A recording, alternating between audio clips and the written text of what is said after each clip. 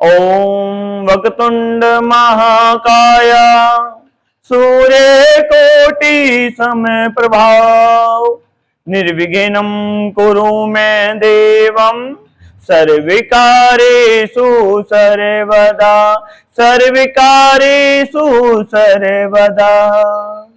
सभी श्रोताजन को, भगत जनों को मेरा नमस्कार। मेरा नाम मुकेश शुक्ल वशिष्ठ है। गणेश चतुर्थी का वर्णन कहा गया है शास्त्रों में। गणेश चतुर्थी मनाने के दो कारण हैं।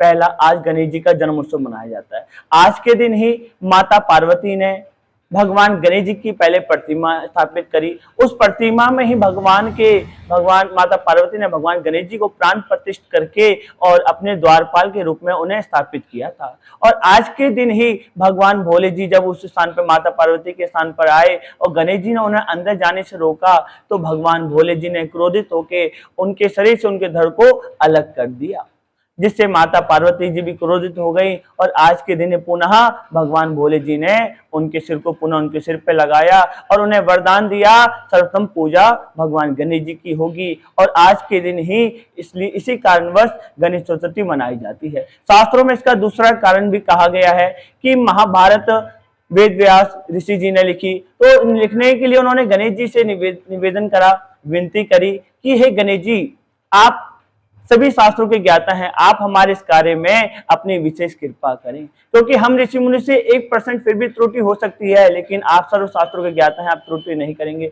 तो गणेश जी ने उनकी बात की आज्ञा अनुसार महाभारत लिखी और लगातार 11 दिन गणेश जी लिखते रहे, जिस कारणवश उनके शरीर पे धूल मिट्टी आदि जमा हो गई। तो जब महाभारत पूरी लिखी गई तब भगवान गणेश जी ने माँ गंगा जी में स्नान करके अपने शरीर की धूल मिट्टी हटाई। 11 दिन पूर्ण होने पर जिस दिन गणेश विसर्जन होता है उसी दिन भगवान गणेश जी ने अपने शरीर को पवित्र करा। इन दो कारणोंवश भगवान गणेश जी का जन्म उत्सव और गणेश चतुर्थी मनाई जाती है। और गणेश चतुर्थी को और भी नामों से जाना जाता है। पहला नाम कहा गया है पत्थर चौथ, दूसरा कलंक चौथ, तीसरा चंद्र दर्शन निषेध। कि पत्थर चौथ का कारण शास्त्रों में अलग अलग मत आता है। उसमें एक कारण यही है कि माता पार्वती ने मिट्टी से उनकी स्थापना करी। दूसरा आता है कलंक चौथ, कि इसको कलंक चौथ भी कहा गया है। इसका कारण विष्णु पुराण में कहा गया है। एक बार भगवान कृष्ण जी ने चतुर्थ के दिन भगवान गणेश चंद्रमा के दर्शन कर लिए, जिससे उनपे मणि की चोरी का आरोप लगा।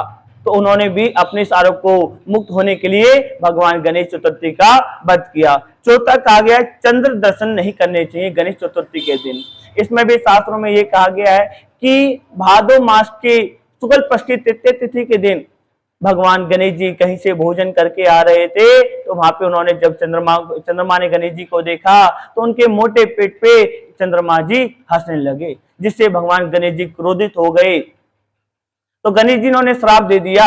उस श्राप से चंद्रमा का जो तेज है, उनका बल है, दिन प्रतिदिन घटने लगा, क्षीण होने लगा, जिससे उनकी मृत्यु जैसी अवस्था हो गई। जब ऋषि मुनियों ने उन्हें भगवान भोले जी की पूजा करने के लिए कहा, तो चंद्रमा जी ने गुजरात के समुद्र तट पे भगवान शिव जी की पूजा आराधना करी। और भगवान भोले जी तो मृत्युंजय के देव है, आयु के दाता हैं, तो भगवान भोले जी ने उन्हें आयु प्रदान करी और अपने मस्तक पर बिठाया। जब से ज्योतिर्लिंग रूप में सोमनाथ में भगवान भोले जी स्थापित हुए। गणेश चतुर्थी दिन प्रातः काल घर में शुद्ध करके, अपने आप को शुद्ध करके और मुख्य मन से शुद्ध होके भगवान गणेश जी को अपने घर लाना चाहिए। भगवान गणेश जी के लिए 3 चीजों का होना अनिवार्य है। पहले, जब आप ला रहे हो आपके मन में पूर्ण भाव होना चाहिए। दूसरा, मन में भक्ति अति होनी चाहिए। तीसरा, भगवान गणेश जी के प्रति विश्वास होना चाहिए। भगवान जब गणेश जी को आप अपने घर में लाएं तो उनको पहले पंचामृत से स्नान इत्यादि करके प्राण प्रतिष्ठित करें, उनको दूर्वा इत्यादि नैवेद्य का भोग लगाएं और भगवान गणेश जी की पूजा आरती अर्चना करें, और जिससे भगवान गणेश जी अति प्रिय होते हैं। गणेश जी के मंत्रों का पाठ करें, ओम गण गणपते नमः। भगवान गणेश जी के भजनों का भजन करें, जिससे भगवान अति प्रसन्न होते हैं। हमें अपनी पूजा में ब्रह्मचारी का पालन करना चाहिए। अपने नित्य भोग में हम जो स्वयं भोग करते हैं उसमें भी तामसिक भोजन का भोजन नहीं करना चाहिए। प्याज लहसुन को अपने भोजन से त्याग देना चाहिए। और जो हम नित्य प्रति अपने लिए भी भोग लगाते हैं बिना प्याज लहसुन का, बिना तामसिक भोजन का, उसका भी भोग हम भगवान गणेश जी को लगा सकते हैं। लेकिन भगवान गणेश जी को मोदक अति प्रिय है। भगवान गणेश जी की प्रातःकाल और संध्या काल दोनों समय भगवान की गणेश जी की पूजा अर्चना आरती विशेष रूप से करनी चाहिए। जो भगत जन अपने घर में गणेश जी लाते हैं, हो सके तो उन्हें जमीन पर सहन करना चाहिए। हमें ध्यान इस चीज का रखना चाहिए, पहले जब हम गणेश जी भगवान को अपने घर स्थापित कर रहे हैं तो हमारे गणेश जी महाराज इको फ्रेंडली होने चाहिए, अर्थात पीओपी इत्यादि के ना हो, मिट्टी के हो, जिससे उनको विसर्जन करने में, प्रवाहित करने में किसी भी तरह की समस्या का उत्पन्न ना हो।